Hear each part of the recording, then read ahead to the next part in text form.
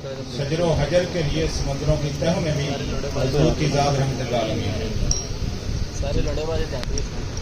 एक सवाल करते हैं, फिर उसका जवाब तलाश करते हैं कि क्या वजह है कि आज हुजूर के उम्मती लाखों की तादाद में खाना काबा पर इकट्ठे होते हैं, हज की सूरत में, उम्रा की सूरत में, और रो रो के दुआएं करते हैं, लेकिन फिर भी हमें जूते पड़ रहे हैं। महफिल मिलाद हम बहुत बड़ी मनाते हैं, हज़रत हुसैन का जिक्र भी हम मुहर्रम में बड़ा करते हैं, फिर भी हमें जूते पड़ रहे हैं। तबलीगी इज्तिमा भी बड़े बड़े होते हैं, और हज के बाद रायबंड का इज्तिमा बहुत बड़ा इज्तिमा है। बांग्लादेश में तबलीगी इज्तिमा बहुत बड़ा इज्तिमा है। इसी तरह इंडिया में बस्ती निज़ामुद्दीन औलिया में बहुत बड़ा तबलीगी इज्तिमा है। इसके बावजूद दुनिया में हमारी कोई इज्जत नहीं है। चोरी और डाके में देखें तो हम सबसे आगे हैं, बेईमानी और करप्शन में देखें तो हम सबसे आगे हैं। जेब कतरे अगर हरम में पकड़े जाते हैं तो वो हम निकलते हैं। बाहर के मुल्कों में जाली वीज़ों पे जाना, कश्तियों पे जाना, और अपने जवानों की इज्जतों और जिंदगियों को बेचना ही करना।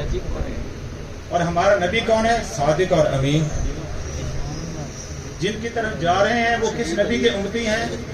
दाऊद अलैहिस्सलाम के, ईसा अलैहिस्सलाम के, यानी लोहार के और चरवाहे के। ईसा अलैहिस्सलाम ने खुद अपने आप को बाइबल में चरवाहा कहा है कि मैं बनी इसराइल की गुमशुदा भेड़ों की तरफ भेजा गया हूँ।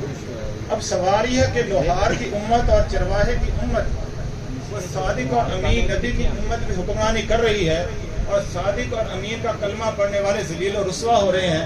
हालांकि बड़ी बड़ी मिलाद की महफिलें हैं, बड़े बड़े मिलाद के जुलूस हैं, हुसैन के जिक्र की बड़ी बड़ी महफिलें। तो फिर वजह क्या है? वजह यह है कि हमने हुजूर की सीरत को तौबा नौज़बिल्लाह सिर्फ एक ऐसे शख्स की सूरत में समझ लिया है। मिसाल के तौर पर कि जैसे कि एक शख्स है, बहुत बड़ा अल्लाह वाला है, सर पे पकड़ी है, दाढ़ी रखी हुई है, हाथ में तस्बीह है, वो मस्जिद में बैठा है। लोग आते हैं, उससे कभी नमाज का मसला पूछ लिया, कभी कोई तलाक का मसला पूछ लिया, कोई ज़कात का मसला पूछ लिया, बस अल्लाह अल्लाह करा ली, उससे दुआ करा ली, हज़रत दुआ फरमा दे। जैसे हम आजकल मसाजिद के आइमा या मौलवी या पेशवा जो होते हैं उनसे दुआ कराते हैं, जनाब दुआ करते हैं बच्चे का मेडिकल में दाखिला हो जाए, दुआ करते हैं फलां जगह दाखिला हो जाए, दुआ करते हैं CSS पास हो जाए, दुआ करते हैं मेरिट बन जाए, जो भी होता है। तौबा नौज़बिल्लाह हमारी गुफ्तगू ने, हमारे बयानात ने, हमारी महफिल ने, हमारे इज्तिमाआत ने और हमारे जुलूसों ने ये आका अलैहिस्सलाम की वो सूरत पेश की है दुनिया के सामने, जिससे ये पता चलता है कि मुआशी निज़ाम उन्होंने नहीं दिया, सियासी निज़ाम उनके पास नहीं है, मुआशरती निज़ाम उनके पास नहीं है, अदालती निज़ाम उनके पास नहीं है, अदालती और तालीमी निज़ाम उनके पास नहीं है, दिफा की पॉलिसी उनके पास नहीं है, खारजा पॉलिसी उनके पास नहीं है। वो बस एक रूहानी शख्सियत है जो मस्जिद में गोया कि यहाँ अपनी इबादत गाह में बैठी हुई है, और वो एक बरकत के लिए है कि आए उसके हाथ चूम लिए और उनसे दुआ करा ली, या कोई छोटा मोटा मसला पूछ लिया। बिल्कुल उसी तरह जैसे आज के मौलवी के मुतल्लिक़ हमारा एक तस्वुर है कि वो दो मौक़ों पे काम आता है, या पैदाइश के मौके पे बच्चों के कान में अज़ान देने के लिए, या शादी ब्याह के मौके पे नकाब पढ़वाने के लिए, या मर जाए तो जनाजा और गुस्ल देने के लिए। बस हमने हुजूर का तसव्वुर तौबा और नौज़बिल्लाह दुनिया को ये दिया है, हमने दिया है। हमने कभी बयान किया कि मुल्क पाकिस्तान में जो महंगाई है वो हुजूर की तालीमात के अलावा हल नहीं हो सकती, जो मर्जी करनी है चैलेंज है। दुनिया में बड़े बड़े माशी निज़ाम है, एडम स्मिथ से शुरू होते हैं, अल्फ्रेड मार्शल, ये फिर नाम गिनवाना शुरू कर दें तो सिवाय इसके कि सुनने वाले को पता लगे कि बहुत ज्यादा अंग्रेजी में दाल है, यकीन जान इसका हासिल कि सुनने वाले पे रो पड़। ये बात इमाम गज़ाली ने लिखी आज से 1111 ईस्वी या 505 हिजरी उनका सने वफात है, 55 साल उम्र पाई थी उन्होंने। तो 1000 साल पहले उन्होंने ये तकरीबन बात लिखी थी कि हम ये बड़े बड़े नाम याद करते हैं, सुकरात, बुकरात, अफलातून के और इस तरह के, ताकि सुनने वालों पे रो पड़ जाए, पता नहीं कितनी की स्टडी है, कि बहुत ज्यादा स्टडी है, होता कख भी नहीं है, यकीन जान। ये जितना हम मुआशरत का निज़ाम, मुल्क का बजट पेश हो रहा है, सुन्नत नबी की खिलाफ वर्जी है, तालीमात नबी की खिलाफ वर्जी है, तबाही लेके आ रहा है। हमारे पास हथियार हैं, फौजें हैं, टैंक हैं, मिसाइल हैं, लेकिन हमारी ही माई बहनें कश्मीर में जलील हो रही हैं। दुश्मन ने हमारा पानी रोक रखा है। वजह क्या है? एटमी टेक्नोलॉजी के बावजूद हम जलील हैं। हम क्या समझे जब एटमी धमाके नहीं किए थे कि जो ही एटमी धमाके होंगे पता नहीं दुनिया में क्या, पाकिस्तान में दूध घी की शहरें नहर पे पड़े, यही तस्वुर था। ये इसको बंद कर दे, ये बात है। तो हमने ये तस्वुर बना लिया है कि अगर एटमी धमाके हो गए तो पाकिस्तान में दूध घी की और शहद की नहर बह पड़ेगी। क्या ऐसे हुआ? आप सादा तजिया कर लें। मई 1998 में हमने 8वीं धमाके किए। उस वक्त बतौर कौम हमारी उम्र पूरे 51 साल थी।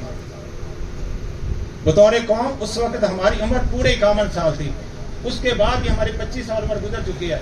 उन पिछले 51 सालों में हमने कम कर्ज लिया है, उससे 25 साल ये बाद के गुजरे, हमने उससे 20 गुना से ज्यादा कर्ज लिया है। ये हमारी इज्जत बढ़ी। 8वीं धमाके भी किए, सब कुछ किया, पाबंदियां में लोग और फिर जलील हो गए। वजह क्या थी? सीरत नबी को नहीं देखा। कितने तालीमी इदारे हैं इस वक्त पूरे पंजाब में? सरकारी कॉलेजों की तादाद 825 है, प्राइवेट इसके अलावा है। और आप हैरान होंगे, तकरीबन 83 अरब रुपए का बजट, 83 अरब रुपए का बजट 2 महकमों की तनख्वाहों पे खर्च हो रहा है। ये इस 1 साल की बात कर रहा हूँ। 83 अरब रुपए का बजट सिर्फ 2 महकमों पे खर्च हो रहा है, सेहत पे और तालीम पे। ये हालत है हमारी। ये सिर्फ पंजाब की बात है, पूरे पाकिस्तान की बात नहीं कर रहा। 83 अरब रुपया हमारे बजट पे, ये हमारे प्रोफेसरों की तनख्वाहों पे, डॉक्टरों की तनख्वाह पे खर्च हो रहा है। सेहत का हाल देख लें, तलीम का हाल देख लें। मैट्रिक पास स्टूडेंट होता है, बनिस्बत अदब करता है, जो ही आगे पढ़ता जाता है झूठ भी ज्यादा बोलता है, करप्शन भी ज्यादा करता है, रफेरी भी ज्यादा करता है। अस्पतालों में पढ़े लिखे हैं, अनपढ़, हाई क्वालिफाइड है, CSP है, CSS है, ख्वाहिश होती है आप CSS कर दें, कौन से मजबूर रखते हैं, नंबर किसमें ज्यादा आएंगे। मेरिट कहाँ बनेगा? सरकारी का मेरिट बनेगा, प्राइवेट का बनेगा। ये ख्याल होता है। दुआएं भी बड़ी होती हैं। IMM मसाजिद को पर्चियां भी दी जाती हैं कि दुआ फरमाने जी बच्चे का मेरिट बने।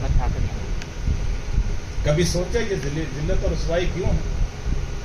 1947 में जब हम बने थे बतौर कौम, उस वक्त हमारा लिटरेसी रेट सिर्फ 2% था। इस पाकिस्तान की बात है, मजबूत तौर पर 6%। इस वक्त हमारा लिटरेसी रेट या शरह खानगी ये तकरीबन 60% हो चुकी है। जिन मेरे बड़ों को याद है 1960, 70, 80 की दिहाई के हालात, उस वक्त मुआशरे में रख रखाव ज्यादा था, बड़ों का अदब ज्यादा था, छोटों से शफकत ज्यादा थी, अदब लिहाज ज्यादा था, चोरी कम थी, झूठ कम था, डकैती कम थी। लिटरेसी रेट ज्यादा हो रहा है, जराइम कभी कभी बढ़ रहे हैं। अगली बात आप देखें, माजी करीम में गली मोहल्ले में स्कूल नहीं होते थे, प्राइवेट जो स्कूल है बायोमेट्रिक हो रहा है। अब तो आगे मजीद आना शुरू हो गया कि अगर बायोमेट्रिक जाहिर बात है ये जो पोरे हैं मुसलसल काम उनसे भी आगे एक सिविक सिस्टम आया हुआ है कि आंखों के जरिए भी आइडेंटिफिकेशन हो रही है, लेकिन जुर्म बढ़ने की बजाय कम होने की बजाय मजीद बढ़ रहा है। वजह क्या है? इस सब की वजह नबी पाक सल्लल्लाहु अलैहि वसल्लम की सीरत से। आज के दौर की जरूरत क्या है? आज के दौर की सबसे बड़ी जरूरत हजूर की सीरत को इस अंदाज में बयान करना है कि सुनने वाला ये समझे कि अगर मैंने मगरब की मुआशी पॉलिसी अपनाई तो तबाह हो जाऊंगा, सिर्फ हजूर की मुआशी तालीमात अमल लेके आएंगी। अगर हमने निसाब तरीन वो रखा जो हमें लाड़ में काले 1835 में देखा था, वो हमारे नौजवानों के किरदार को तबाह बर्बाद करके रख देगा। वो सिर्फ हजूर की तालीमी पॉलिसी नौजवानों को बा किरदार बनाएगी। अगर हमारी दिफाई पॉलिसी मरतब होती है DFC फुलर की पढ़ी हुई किताबों से, जो हमारे अकेडमियों में पढ़ाई जाती हैं लफ्टैनों को, उसकी वजह से हथियारों का ढेर लग सकता है, लेकिन शिकस्त हमारे मुकद्दर से नहीं निकल सकती जब तक के हजूर की दिफाई पॉलिसी को नहीं अपना लेंगे। अब ये क्यों अपनाएंगे? सवाल ये है कि आज तो दुनिया चांद पे पहुंच गई। चांद से आगे जो जेम्स वेब टेलीस्कोप है वो फिजा में 16 लाख किलोमीटर आगे तक गई है। जब दुनिया इतनी एडवांस हो गई है तो फिर उस हस्ती का इत्तिबा क्यों किया जाए जो सहराओं में पैदा हुई, रेगिस्तानों में पली बढ़ी और उसने जदीद दुनिया की कोई चीज नहीं देखी थी। सहरा में जिंदगी गुजरी थी, पहाड़ी इलाके में जिंदगी गुजरी थी, जहाँ कोई ज़राअत नहीं था, कोई नहरी निज़ाम नहीं था। उस वक्त की जो 2 सिविलाइज स्टेट थी, रोमन एम्पायर, पर्शियन एम्पायर, उसकी बजाय उस इलाके में वो हस्ती भेजी गई जिसको खुद ज़बान नबूवत ने ज़माने जहरियत या दौर जहरियत करार दिया। तो ऐसी हस्ती जिसने ज़माने जहरियत में आंख खोली, आज भी वो हस्ती काबिल इत्तिबा क्यों है? दुनिया तो कहां से कहां पहुंच गई। समंदर की तहों में इंसान पहुंच गया, मारियाना ट्रेंच में पहुंच गया, गहराइयों से आगे भी सफर कर रहा है, खलाओं से आगे सफर हो रहे हैं और क्या क्या कुछ इजादात हो रही हैं जिसका हम सब्र भी नहीं करते यहाँ पर कि किस तरह फिजाओं में उड़ते परिंदों के وہ حرکتیں نوٹ کر لیتے ہیں کہ وہ کس رفتار سے جا رہا ہے, اس کے دل کی دھڑکن کتنی ہے, اس کی انرجی کتنی ہے, یہ سارا نوٹ ہو رہا ہے. تب بھی اس ہستی کی اتباع کیوں ضروری ہے جو آج سے 1500 سال پہلے گزر گئی, اور گزری بھی صحراؤں میں اور ریگزاروں میں اور پہاڑوں میں. اسی سوال کا جواب آج کی محافل میں ملنا چاہیے نوجوانوں کو, آج کے اجتماعات میں ملنا چاہیے, آج کی جو سیرت کے پروگرام ہوتے ہیں ان میں ملنا چاہیے. تب ہمارے نوجوانوں کا یہ جو فکری مغلوبیت ہے, فکری مرعوبیت ہے کہ ہم کلمہ تو پڑھتے ہیں نبی کا صرف زبان کی حد تک, لیکن ہماری کوئی ایک بھی ادا حضور کے پسند والی نہیں ہے. ہم ایسے عاشق رسول نہیں بن سکتے جتنا مرضی نعرے لگا لیں, جتنے مرضی میں تقریریں کر لوں, جب تک ادھر سے سرٹیفکیٹ نہیں ملتا کہ یہ عاشق رسول ہے. میں اپنے آپ کو ڈاکٹر کہتا پھر جو مرضی کہہ رہا ہوں, لیکن جب تک مجھے سرکاری سطح پہ لائسنس یا ڈگری نہیں ملتی میں کوالیفائڈ ڈاکٹر نہیں کنسیڈر ہو سکتا. اسی طرح جب تک ہمیں دربار مصطفیٰ سے محبت کا سرٹیفکیٹ یا ان کے ہونے کا جو تمغہ ہے وہ نہیں مل سکتا, ہم حضور کے متبع شمار نہیں ہو سکتے. ہاں جتنی مرضی نعتیں پڑھ لیں, جتنی مرضی تقریریں کر لیں, جو مرضی کر لیں, جب تک ادھر پیچھے نہیں آتا. اب وہ کیسے آئے گا؟ سوال یہ کہ وہ کیسے آئے گا؟ جس طرح ڈاکٹر کو ایک ڈگری ملتی ہے امتحان پاس کرنے سے, ٹیسٹ پاس کرنے سے, وہ پی ایم ڈی سی ہے, ایم بی بی ایس ہے, ایف سی پی ایس ہے, جو بھی یہ سارے غلط قسم کی ڈگریاں ہیں, جو کچھ بھی ہے, یہ جب تک 12 جو بھی ہے امتحان پاس نہیں ہو جاتا, خواہ اچھے طریقے سے ہو یا برے طریقے سے ہو, پریکٹیکل میں کیسے نمبر لگتے ہیں سب کو پتا ہے. پیسہ چلتا ہے, گانے کی ضرورت ہی نہیں ہے. ایسا نہیں, وہاں کیا ہے, اولئک امتحن اللہ قلوبہم للتقویٰ, وہاں دلوں کا امتحان ہوتا ہے, اور امتحان بھی اللہ کی ذات لیتی ہے, تو اس سے کوئی چیز چھپا نہیں سکتے. لہذا وہاں فوراً ویریفیکیشن ہو جاتی ہے کہ داڑھی بھی رکھی ہے, سر پہ ٹوپی بھی ہے, شلوار بھی ٹخنوں سے اونچی ہے, لیکن دل میں نہیں ہے, لہذا فیل ہو جائیں گے. اس لیے نتیجہ کیا نکلتا ہے؟ ہمارے نعت خواہ حضرات ربیع الاول کو کیا کہتے ہیں؟ ہمارا سیدھا. شیعہ میں ذاکر حضرات ہیں اہل تشیع میں, وہ محرم کو کہتے ہیں ہمارا سیدھا. خطبہ حضرات اور کسی مہینے کو کیا کہتے ہیں؟ ہمارا سیزن. حضور کی محبت کوئی سیزن والی نہیں ہے, وہ 365 دنوں کی ہے, پوری زندگی ہی ہے 24 گھنٹے کی. وہ دلوں میں اترے گی تو گفتگو بدل جائے گی, دیکھنے کا انداز بدل جائے گا, سننے کا انداز بدل جائے گا, سوچنے کا انداز بدل جائے گا, وہ ایٹیچیوڈ ہی چینج ہو جائے گا. جب وہ چینج ہوگا پھر میرے ملک میں بھی انقلاب آئے گا, ہمارے تعلیمی اداروں میں بھی ایک انقلاب آئے گا. پھر ملک پاکستان کو عزت حاصل کرنے سے کوئی چیز روک نہیں سکتی. اگر اس کے علاوہ ہم سوچیں گے کہ ٹیکنالوجی ایسے بنا لیں, فلاں چیز ایسے کر لیں, فلاں چیز ایسے کر لیں, نیوکلیئر ٹیکنالوجی میں ایسے ہو جائیں, ہائی انرجی فزکس میں ایسے ہو جائیں, آرگینک کیمسٹری میں ایسے ہو جائیں, یہ جتنے اصول سے نام ہے, اس میں جتنی مرضی اچیومنٹ کر لیں, ہم دنیا میں عزت نہیں پا سکتے جب تک کہ دامن مصطفیٰ کو اپنے دل میں نہیں بسا لیں. ایک وجہ. دوسری وجہ کیا ہے؟ ہم نام لینے شروع ہو جائیں بڑے بڑے مفکرین کے, ایڈم سمتھ آ جائے, الفریڈ مارشل آ جائے, لیٹر آ جائے, ایک لمبی لائن شروع ہو جائے گی. اور سننے والوں کو یقین ہے, وہی پہلی بات کہ سننے والوں کا بڑی اسٹڈی, چھوٹا اسٹڈی کو حضور کی بات سنیں. اب یہ جتنے نام, یہ جتنا جو کچھ ہے, جتنے بڑے بڑے فلسفے ہیں جس کے مطابق ہم زندگی گزارنے کی کوشش کرتے ہیں, سوال یہ ہے کہ ان کو کیوں چھوڑیں اور حضور کو کیوں بنائیں؟ تمام دنیا کے جتنے فلسفے ہیں, صرف یہ نہیں, آج کے نہیں, جتنے بھی ہیں, ان سب کو چھوڑیں کیوں اور حضور کو اپنائیں کیوں؟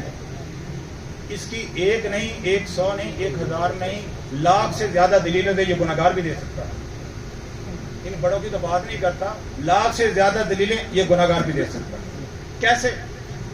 اس لیے کہ جس ہستی کو ہم آئیڈیلائز کرتے ہیں, جس شخصیت کو, فلسفی کو, سائنٹسٹ کو یا جو بھی ہے, اس کو آئیڈیلائز کرتے ہیں, سب سے پہلی بات کیا دیکھی جاتی ہے؟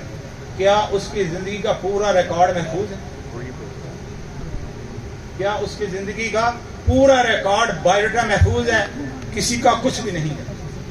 کارل مارکس کون تھا, کہاں سے آیا, سوائے چند ایک باتوں کے کچھ پتا نہیں, سوائے چند ایک باتوں کے کچھ پتا نہیں. فلانا کون تھا, فوکارٹ کون, جو بھی نام لیتے جائیں, کسی کا کچھ پتہ نہیں سوائے چند ایک باتوں کے. لیکن حضور کی زندگی کا ایک ایک ریکارڈ محفوظ ہے. یہاں تک محفوظ ہے کہ میرے آقا نے دیکھا کیسے, وہ دیکھنے کا انداز محفوظ ہے. حضور کو کوئی مخاطب کرتا، فرض کریں یہاں سے کسی نے بلایا تو آپ علیہ السلام ایسے نہیں کرتے تھے جی کیا بات ہے، بلکہ پورے متوجہ جی بتائیے کیا بات ہے. ادھر سے کسی نے بلایا تو ایسے نہیں کہا جی بتائیے کیا بات ہے، بلکہ پورے متوجہ جی بتائیے کیا بات ہے. پھر میرے نبی نے اشارہ کیسے کیا؟ ایسے کبھی حضور نے اشارہ نہیں کیا، ایسے اشارہ کرا جی آپ بتائیں کیا بات ہے، جی آپ نے کچھ کہنا، اس طرح اشارہ فرمایا. پھر آپ صلی اللہ علیہ وسلم جوتے کیسے پہنے، اس کا نقشہ دنیا کی تاریخ میں محفوظ ہے. آپ صلی اللہ علیہ وسلم کے بال مبارک کا رنگ کیسا تھا، آپ کی داڑھی مبارک میں، سر مبارک میں سفید بال کتنے تھے، بالوں کی لمبائی کتنی تھی، یہاں تک تھی بکھرا تھا، لمبا تھا، جمع تھا، جو بھی تھا یہ بھی ریکارڈ میں محفوظ ہے. پھر یہ دیکھیں کارل مارکس کے والد کا، دادے کا یا پردادے کا نام والد کے علاوہ آگے کسی کو معلوم نہیں. قائد اعظم محمد علی جناح یا علامہ اقبال، ان کی 2-3 پشتوں سے آگے کسی کو کچھ معلوم نہیں. حضور کا پورا ریکارڈ حضور سے لے کے آدم علیہ السلام تک محفوظ ہے. اب وقت کم ہے ورنہ یہ گناہگار آپ کو وہ بھی سناتے. پھر حضور کی والدہ کا ریکارڈ 21 پشتوں تک وہ محفوظ ہے. اوپر جا کے پھر دونوں لڑیاں اکٹھی ہو جاتی. پھر صرف یہ نہیں کہ جدی اور مادری شجرہ نسل محفوظ ہے. جن چیزوں کو حضور نے ہاتھ لگایا، تلواروں کو ہاتھ لگایا، ان تلواروں کے نام محفوظ ہیں. 9 تلواریں تھیں، البتار، الماسور، الرسوب، القذیب، القلع، المخزن، الحتف، الذوالفقار، العزم. یہ 9 تلواریں تھیں جو آقا علیہ السلام نے استعمال کی. جن بکریوں کا دودھ پیا وہ بھی ریکارڈ میں محفوظ ہے. جن گھوڑوں پہ سواری کی وہ بھی تاریخ میں محفوظ ہے. 4 اونٹنیوں پہ سواری کی وہ محفوظ ہے. 2 گدھوں پہ سواری کی وہ محفوظ ہے. 2 خچروں پہ سواری کی وہ بھی محفوظ ہے. حتیٰ کہ حضور کو جس نے دیکھا، ایک دفعہ دیکھا، وہ 1.25 لاکھ صحابہ بنے، ان کا پورا ریکارڈ دنیا میں محفوظ ہے. حتیٰ کہ شاگردوں کو اگر کسی نے دیکھا، ایمان لائے، تسلیم کیا، تو ان کا پورا ریکارڈ دنیا میں محفوظ ہے. یہ اعزاز آدم علیہ السلام سے لے کے آج تک اور آج سے لے کے آگے مستقبل تک قیامت تک کسی ہستی کو حاصل نہیں ہو سکتا سوائے حضور. پھر اگلی بات دیکھیے،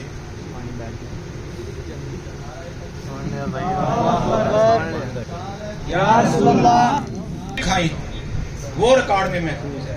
آپ صلی اللہ علیہ وسلم کا پورا حلیہ مبارک، آپ صلی اللہ علیہ وسلم کا نام مبارک کیسا تھا، حسن کیسا تھا، داڑھی مبارک کیسا تھی، کان مبارک کیسے تھے، ایک پاؤں کے تلووں سے لے کے سر کے بالوں تک پورے جسم مبارک کا حلیہ محفوظ ہے. اسی لیے تو شریعت نے تصویر کو کیوں منع کیا، اس کی کئی وجوہات ہیں. صحابہ نے نقشہ ہی ایسا کھینچ دیا تھا کہ مصور کی ضرورت نہیں. اور سب سے پیارا نقشہ جو حضور کے حسن نے کھینچا وہ ام معبد رضی اللہ تعالیٰ نے خاتون ہے جنہوں نے کھینچا، اور ایسا کمال کر دیا کہ ان کے الفاظ کو اگر اردو میں ترجمہ کیا جائے تو ممکن ہی نہیں ہے. صرف 4 الفاظ ذکر کرتے ہیں ان کے حسن کے. ام معبد رضی اللہ کیا فرمایا، یہ ہجرت کی رات ہے، یہ ہجرت کا واقعہ ہے. آپ صلی اللہ علیہ وسلم مکہ مکرمہ سے، آپ کو پتہ ہے کہ ایک جیسے اللہ نے حکم دیا طریقے سے نکلے، اور ایک جو اننون رستہ تھا، غیر معروف رستہ تھا. اس وقت جو مکہ مکرمہ مدینہ میں ہائی وے استعمال ہوتی تھی اس کو چھوڑ کر غیر معروف رستے تھے. تو ام معبد رضی اللہ تعالیٰ کا اسی غیر معروف رستے پہ خیمہ تھا کہ آنے والے مسافر جو کبھی غلطی سے رستہ بھول کے آ جاتے تھے تو ان کی یہ خاطر نوازی کیا کرتی تھی، مہمان نوازی کیا کرتی تھی. اب ہوا یہ کہ دوران سفر آپ صلی اللہ علیہ وسلم کا گزر اسی رستے سے تھا، تو ام معبد کے خیمے سے گزرے. 3 افراد تھے، آپ صلی اللہ علیہ وسلم، ابوبکر صدیق رضی اللہ عنہ اور ایک خادم. تو خیمے پہ اجازت لے کے داخل ہوئے تو خیمے میں ایک بڑی مریل سی بکری کھڑی ہوئی. تو حضور نے پوچھا، ان کے شوہر جو ابو معبد وہ گھر نہیں تھے، تو حضور نے پوچھا کہ ہم مہمان ہیں، اپنا تعارف نہیں کرایا کہ ہم مہمان ہیں، مسافر ہیں، تو جا رہے تھے تو کوئی کھانے کو چیز ہے. تو ام معبد کہنے لگی بھی اگر ہوتی تو آپ کو پوچھنے کی ضرورت ہی نہ پڑتی، اگر ہوتی تو پوچھنے کی ضرورت ہی نہ پڑتی. تو آپ علیہ السلام اشارہ فرمایا وہ جو بکری ہے اس کا دودھ، تو مریل بکری جو چل نہیں سکتی تھی، اگر چل سکتی تو ام معبد کیا کہنے لگی کہ اگر یہ چل سکتی تو میرے شوہر بکریوں کا ریوڑ چرانے کے لیے لے گئے، اس کو ساتھ نہ لے جاتے. تو حضور نے کیا فرمایا، حضور نے فرمایا اگر اجازت ہو تو اس کا دودھ نکال لیں. واقعہ سوچتے جائیں. آقا علیہ السلام کیا کہتے ہیں، اجازت دیں تو دودھ نکال لیں. وہ بڑی حیران کہ جو بکری چل نہیں سکتی، ابھی بکرے نے اس کو ٹچ نہیں کیا تو وہ کیسے دودھ دے گی. بڑی حیران چلے گا، ہاں نکال، بڑی حیرانی کہ چلے نکال. دستے مصطفیٰ کا کمال دیکھیں، بکری پہ ہاتھ پھیرا تو بکری کھڑی ہو. اور تھن کے دودھ سے بھر گئے. یہ دستے مصطفیٰ کا کمال ہے تو نظام مصطفیٰ کا کیا کمال ہوگا؟ ہم سوچتے نہیں، نہ بیان کرتے ہیں، نہ سمجھتے ہیں، نہ پڑھتے ہیں. یہ المیہ ہے بہت بڑا، ہم سیرت پڑھتے ہی نہیں ہیں. اچھا، دستے مبارک لگا بکری کو تو اس کے تھن دودھ سے بھر گئے. حضور نے دودھ دھویا. بہت پیاس خود لگی ہے، بھوک بھی خود لگی ہوئی ہے، کیونکہ گرمی کا سفر ہے، کٹھن رستہ ہے، صحرا ہے، پہاڑ ہے، بہت مشکل سفر تھا. اس کے باوجود کیا کیا؟ دودھ سب سے پہلے خادم کو پلایا. یہ ہے سیاست میرے نبی کی. پھر ابو بکر کو پلایا، پھر نکالا، پھر خود پیا. اور جب چوتھی مرتبہ نکالا تو انہیں بابا سے کہنے لگے گھر کے برتن لے آؤ. وہ سارے برتن دودھ سے بھر دیے. دوبارہ پھر ہاتھ پھیرا، بکری اسی حالت پہ آ گئی، واپسی اسی حالت پہ آ گئی. شام کو جب ان کے شوہر آئے تو ظاہر تھا بکریاں چونکہ چر کے آ گئی تھی، اب ان کا دودھ نکالنا تھا. تو ابو معبد کہنے لگے کہ بھی معبد برتن لے کے آؤ، دودھ نکالے، باٹی کر لاؤ. تو کہنے لگی باٹیوں تو ساری دودھ سے پہلے بھری ہیں. تو کہنے لگے ہی یہ کیسے ہو گیا؟ تعجب کہہ رہا بکریاں تو میں لے گیا تھا، تو گھر کے سارے برتن دودھ سے کیسے بھر گئے، باٹیاں وغیرہ کیسے بھر گئی؟ تو کہنے لگی اس بکری کا دودھ ہے. تو کہنے لگی اس بکری کا دودھ ہے. تو وہ کہنے لگا تعجب، عجب بات ہے، اس بکری کا دودھ، وہ تو چل نہیں سکتی تو دودھ کیسے دے دیا؟ پھر اس نے کہا جا صاحب قریش. اب اس نے حضور کا ہو رہا، یہ نہیں پتا تھا کہ یہ نبی ہے. حضور مشہور تھے صاحب قریش کے نام سے اس وقت قرب و جوار، جیسے آج کل ہم کہہ دیتے ہیں شیخانہ منڈا، جٹاں دا، رائیاں دا، ملک جو بھی ہے. تو اس طرح حضور مشہور تھے صاحب قریش کے کہ قریشی جوان.